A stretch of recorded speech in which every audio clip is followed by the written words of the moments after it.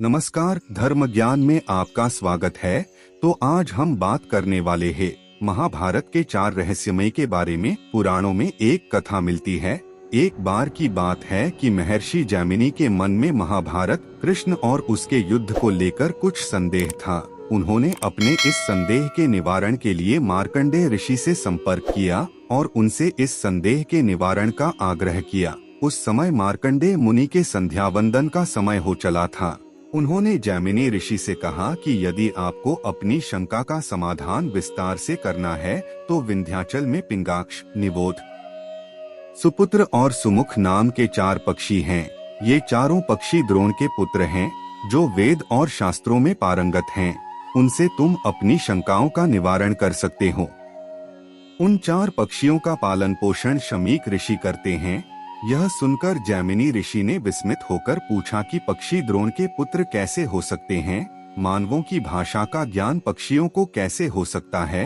वे कैसे मेरी शंकाओं का समाधान कर सकते हैं? यह सुनकर मार्कंडेय ने कहा कि एक बार की बात है, देवमुनि नारद अमरावती नगर पहुँचे। अमरावती के इंद्र महेंद्र ने नारद का स्वागत सत्कार किया और उनको बिठाकर कहा कि देवमुनि, आपको विदित ही है कि देव सभा में रंभा, उर्वशी, तिलोत्तमा, मेनका, घृताची, उर्वशी आदि देव गणिकाएं, अप्सराएं और नर तकिया हैं। आपके विचार से इनमें से श्रेष्ठ कौन है? नारद ने उन अप्सराओं को संबोधित कर पूछा कि हे देव गणिकाओं, तुम लोगों में से जो अधिक सुंदर, सरस, संलाप आदि विधाओं में श्रेष्ठ हैं, वही हमारे समक्ष नृत्य करें। नारद का प्रश्न सुनकर सभी अप्सराएं मौन रहीं। तब इंद्र ने नारद से कहा कि देवर्षि, इन अप्सराओं में से आप ही स्वयं श्रेष्ठ सुंदरी का चयन करें। इस पर नारद ने देव नर्तकियों से कहा कि तुम लोगों में जो नर्तकी दुर्वासा को मोह जाल में बांध सकती है, वही मेरी दृष्टि में श्रेष्ठ है। नारद के वचन सुनकर सभी देव नर्तकियां फिर से मौन रह गयीं।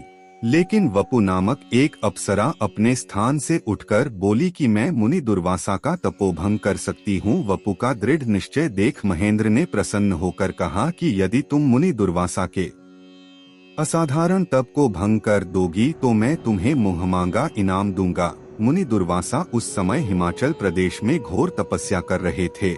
अप्सरा वपु दुर्वासा मुनि के आश्रम के पास पहुंचकर मधुर संगीत का आलाप करने लगी। संगीत के माधुर्य पर मुग्ध हो मुनि दुर्वासा अपनी तपस्या बंद कर देव कन्या के समीप पहुँचे।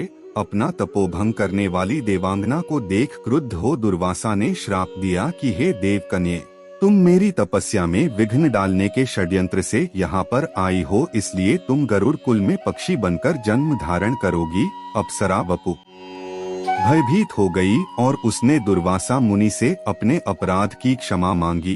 वपु पर दया करके महर्षि दुर्वासा ने कहा कि तुम 16 वर्ष पक्षी रूप में जीवित रहकर 4 पुत्रों को जन्म दोगी। तदनंतर बाण से घायल होकर प्राण त्याग करके पूर्व रूप को प्राप्त करोगी। दुर्वासा मुनि के श्राप के प्रभाव से वपु ने गरुड़ वंशीय कंधर नामक पक्षी की पत्नी मदनिका के गर्भ से केक पक्षिणी के रूप में जन्म लिया। उसका नाम ताक्षी था।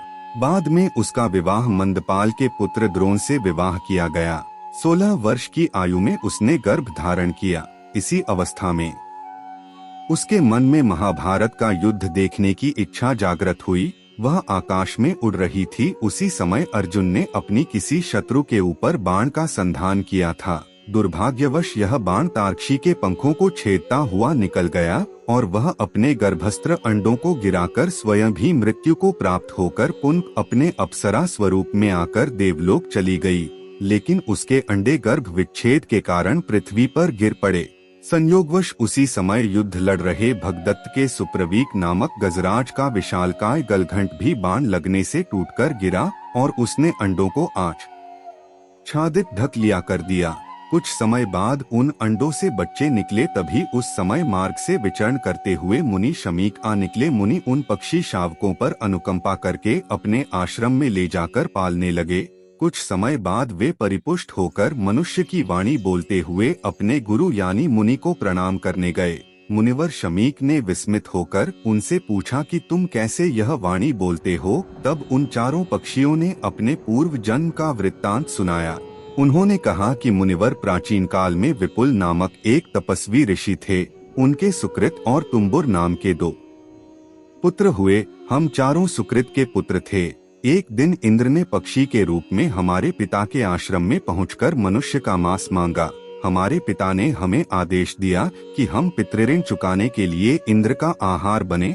हमने नहीं माना। इस पर हमारे पिता ने हमें पक्षी रूप में जन्म लेने का श्राप दे दिया और स्वयं पक्षी का आहार बनने के लिए तैयार हो गए। तब इंद्र ने प्रसन्न होकर हमारे पिता से कहा कि मुनिवर, आपकी परीक्षा लेने के लिए मैंने मनुष्य का मांस मांगा था। आप बड़े दयालु हैं, मुझे इसकी आवश्यकता नहीं है। यह कहकर इंद्र अपने लोक चले गए। हे गुरुवर, इसके बाद हमने अपने पिता से कहा कि पिताजी, आप हम पर कृपा करके हमें श्राप से मुक्त कर दीजिए।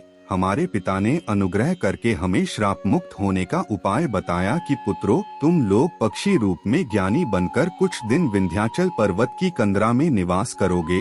महर्षि जैमिनी तुम्हारे पास आकर अपनी शंकाओं का निवारण करने के लिए तुम लोगों से प्रार्थना करेंगे।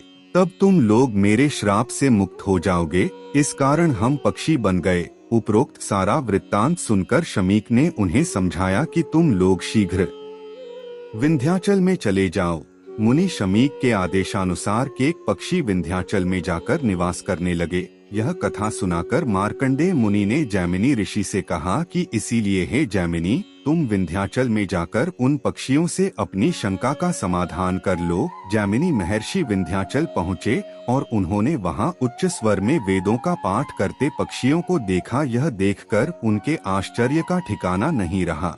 जब जैमिनी ने उन चारों पक्षियों को प्रणाम किया और उनसे अपने 4 प्रश्न उनसे पूछे। ये 4 प्रश्न इस प्रकार थे। 1. इस जगत के कर्ता धर्ता भगवान ने मनुष्य का जन्म क्यों लिया? 2. राजा द्रुपद की पुत्री द्रौपदी 5 पतियों की पत्नी क्यों बनी? 3. श्री कृष्ण के भ्राता बलराम ने किस कारण तीर्थ यात्राएं की? 4. द्रौपदी के 5 पुत्र उपपांडवों की ऐसी जघन्य मृत्यु क्यों हुई? चारों पक्षियों ने ऋषि जैमिनी की शंका का समाधान करने के लिए एक बहुत ही लंबी कथा सुनाई और जैमिनी ऋषि उसे सुनकर संतुष्ट हो गए। इस तरह चारों पक्षियों को भी पक्षी योनि से मुक्ति मिली। जय श्री कृष्ण।